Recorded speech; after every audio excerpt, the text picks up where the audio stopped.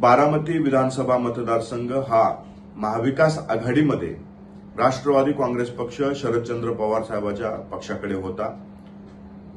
अजितदादाच्या अपघाती निधनामुळे त्या ठिकाणी पवार साहेबांच्या पक्षाने निवडणूक न लढण्याचा निर्णय घेतला, परंतु काँग्रेसने त्याच ठिकाणी निवडणूक लढण्याचा निर्णय घेतला.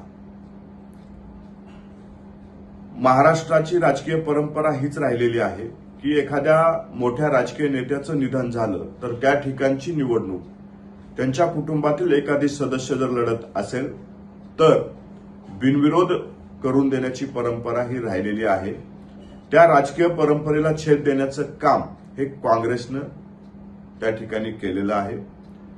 आज महाराष्ट्रातली जनभावना हीच आहे की बारामतीची विधानसभा निवडणूक ही बिनविरोध व्हावी. बारामतीकरांची सुद्धा इच्छा तेच आहे की तिथली निवडणूक बिनविरोध व्हावी. परंतु जनभावनेपासून दूर गेलेली काँग्रेस या ठिकाणी निवडणूक लढण्यावर मात्र ठाम आहे. म्हणून काल पारदादा पवार यांनी म्हणलं होतं की काँग्रेसचं या निवडणुकीनंतर डाऊनफॉल सुरू होईल, कारण काँग्रेसचे नेते आज जनभावनेपासून दूर गेलेले आहेत.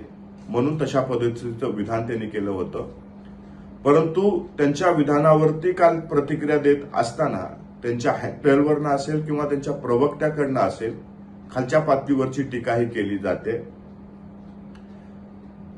पारदादाच्या वक्तृत्वाबद्दल तुम्ही बोलत असताना काश्मीरपासून कन्याकुमारीपर्यंत राहुल गांधीजीच्या वक्तृत्वामुळे आणि नेतृत्वामुळे काँग्रेसची काय अवस्था झाली हे काँग्रेसच्या नेत्यांनी पाहावं आणि मग दुसऱ्या पक्षाच्या नेत्यावरती बोलावं.